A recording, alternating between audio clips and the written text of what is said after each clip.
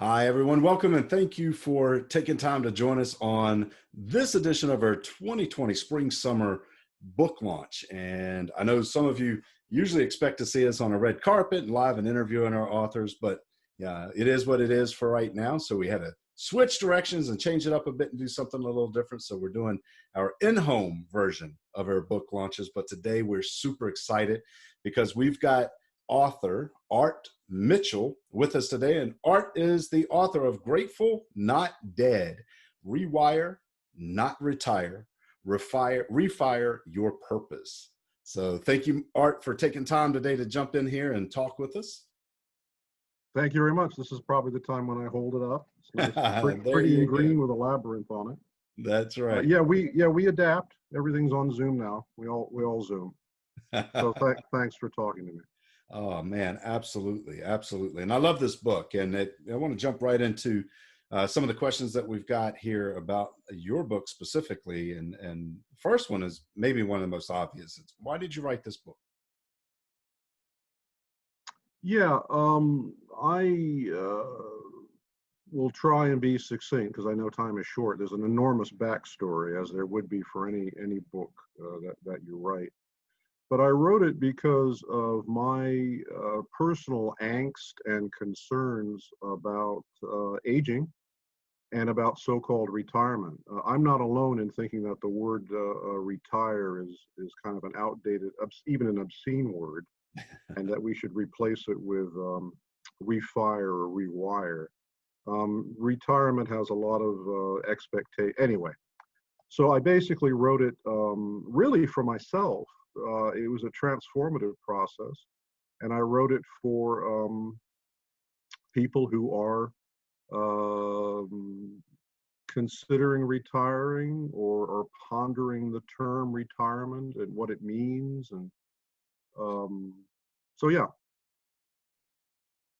So we see, a lot of people look at retirement different ways, different times in their life. They start prepping at different positions or whatever. But what is your target audience for this book? Where are the people that are going to be looking for this that you can help the most, and how can your book best support them? Yeah. Well, first of all, I said I did write it for me because it was a very cathartic thing. But I realized that when you write something for yourself and about yourself, you will discover that you're actually writing it for a great many people. The most obvious target sort of age group would be in the 50s and 60s. This is when we start thinking about a strange thing called mortality. When we're younger, we don't really. It's not particularly interesting. It's something that happens to other people. And it's not just mortality, but it's also what's going to be the quality of my life after I've been doing a thing for so long. I've been my identity is wrapped up with a particular job. I mean, your identity, Jim, excuse me, I can't speak for you, is, you are, this publisher guy. And someday when people ask you what you're doing, you're not going to be able to say that. You say, "Oh, I'm retired." Well, that's really kind of a depressing sort of thing. So it's really all about people who the book provides kind of a structured way to look at what's going to happen when you do enter that phase of your life. So ideally, it's people in their 60s and in their 50s when these sorts of questions first come up, and also when you discover that you're not all that. And that's where the issues of ageism come in, both internal and external. So that's where the rewirement or the refirement comes in, the renewment, re-engagement, revisioning. Sorry, I'm getting cute here with all the art. But anything except retirement. And so how can it best support them? I am not a financial advisor. I mean, when people talk about retirement and you look at all the books out there on retirement, vast majority are, basically how to retire, nice and free, and eventually, wander the beaches of Belize or something with a yacht. Excuse me for being sarcastic, but really a lot of them are really quite very unrealistic. And but the financial issues are not what I cover. I cover mindset. I cover what am I going to do with myself. As we get older, there's a greater search for meaning. We sort of leave the war of adulthood, of advancement and achievement, and we enter a period of wanting more meaning and leaving a legacy and determining really sort of what our life has been all about and where is it going to go now. Because as you know, and everybody listening to this knows, we live longer now. Mm. When retirement age was set in the 1930s, it was 65. Majority of the workforce then outside the home were men. The majority of them did not live beyond the age of 65, so that was, convenient, and that made it things that made Social Security another um, another issue altogether. But now I'm 68. I could live another 20, 30 years, really, Mm. and I would want the quality of that to be quite high. And that does not all have to do with money. Our society says, financial security, yes, it's important, but the heavy, heavy emphasis on that tends to neglect the spiritual, psychological aspects of what it means to get old. I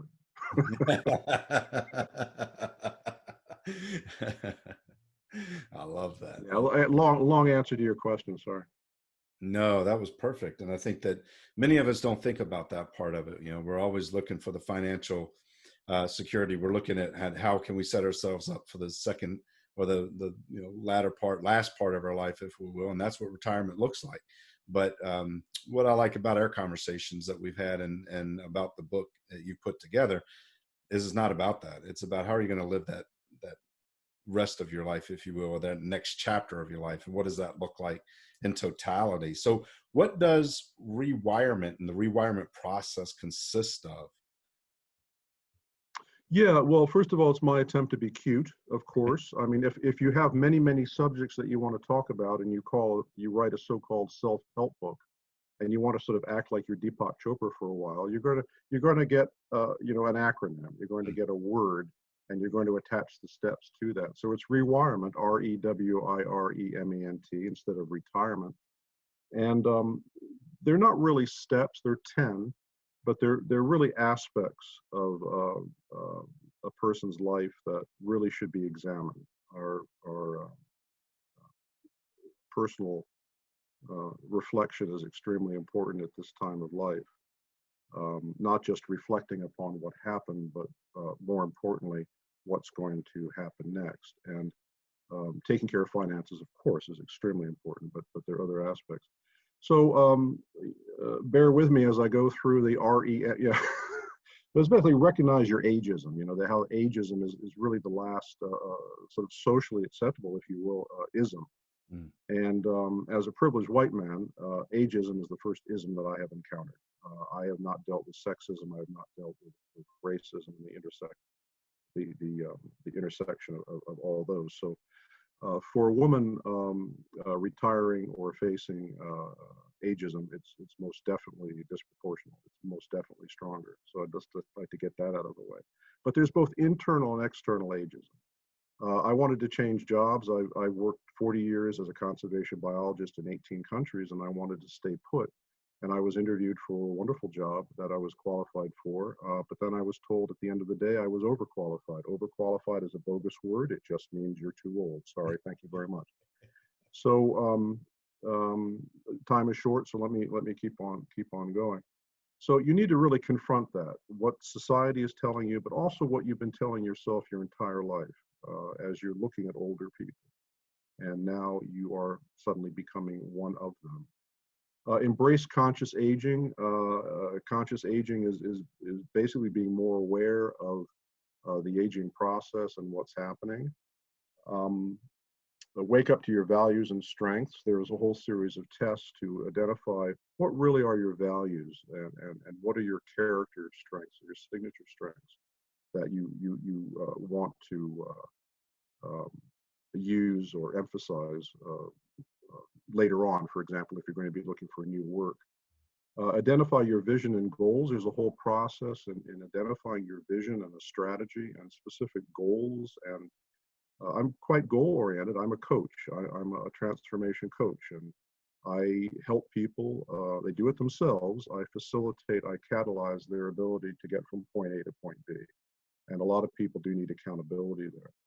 But the first step, of course, is to find out what you want. I find that a lot of people want to change, but when push comes to shove, they don't, which means to say that they don't do what needs to be what needs to be done. So I do help people with that, and accountability is a big thing.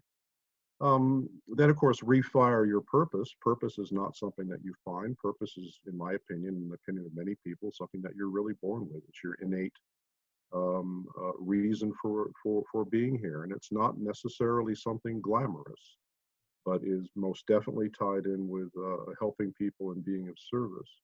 Mm-hmm. So as you've lost your purpose, as, excuse me, Jim, publisher guy, you now want to look at your purpose in a different way, something that gives you meaning in a different way if you're not able to continue what you're doing. And envision your work. Many of us do have to continue working. Most people don't want to retire. They really don't. The whole idea of, oh, finally I don't have to work and now I can just, go lay on a beach and drink Mai Tais and play golf and all that is really quite unrealistic. And when people do feel that way, it wears off pretty quick. So you do have to come up with, many of us, including myself, do have to have an alternative means of income because Social Security just don't cut it. And then manifest your prosperity, which is sort of a funny way of get your finances in order and also get over aspects of money shame and a sense of scarcity, a scarcity mindset that so many of us have that keep us from achieving what we want. Expand your consciousness. This is a way of going inside yourself and examining or reconnecting with nature, yourself, your multi personalities, and other people. This can be done through entheogens. This can be done through certainly mindful methods. It can be done through holotropic breathing. It can be done a meditation practice. All sorts of things. But it's basically for those who would like to go a little bit deeper into their purpose and why they're here. And for me in particular, what's extraordinarily important is a reconnection with nature, reconnection with the reality that's around us. Know the numinous. This is about spirituality. This is the importance of having some kind of a spiritual practice, whatever that means to somebody. And we talk about that. And then finally, because I have to come up with something that starts with T in rewirement, I came up with Take Back Your Power, which is basically put all this together and re-enter the game. Depression is a huge issue for people who are approaching retirement, particularly when they get in retirement, and you need to get back into the game. And that can also include aspects of getting engaged in social justice and environmental work. So yeah, those are the 10 areas that I cover in the book. And then at the end, I talk about what's going to go wrong for you. And then at the very, very end, I talk about conclusions and wish everybody well. But it's very compatible and follows very nicely with the coaching I do. Nobody that I work with is following these steps sequentially. It's not like a coaching program. It most definitely can be. But I, for example, one of my clients is writing a book. I'm helping her write a book. Not the technique, not the mechanism. I'm not editing, but the mindset and getting over blockages. I have another client who's an attorney, and his company has hired me to help him change his mindset or improve his mindset about being a supervisor of other attorneys. So it's a whole kind of a mixed bag that I do with the coaching. Outstanding. Well, I think for me and many like me who are at that point where we're may not ready to call it retirement yet. I may not be willing and ready to get rid of that publisher identity, but as you said before, but we are in that point where we're thinking not too far off from now will be a time that that we're looking to make those adjustments. So I think planning ahead is extremely important. And Art, your book is it's just a wake up call for anyone who goes through this, because it looks at it such a different way. So thank you for putting the book together, but then also taking that extra step and building a coaching program where you can walk with other people as they enter these new phases of their life and guide them on their way and give them insights that you've learned along your journey. So I think that's an extremely important work. So thank you for that. And Yeah, it is. Thank you for pointing that out. I mean, the earlier people start looking at this, the better. You know, the really people before they even retire, you know, start thinking about, you know, not just the finances, but start thinking about other things like, what am I really going to do? Is it going to be woodworking and crocheting, or, you know, or am I going to start, you know, be an entrepreneur? I mean, you know, anything, write a book, whatever. So for those of us who need to or want to get in touch with you and figure more about what you're doing with the book and outside of the book, how can we get in touch with you and where can we follow up? Yeah, well, on Facebook, I'm Art Mitchell in Tucson, Arizona. But the quickest and easiest way to get hold of me is a simple little email. It's artmitchell@hotmail.com. ARTMITCHELL@hotmail.com. But please, in the subject line, put grateful, not dead. Let me say that one more time. Please, in the subject line, put grateful, not dead.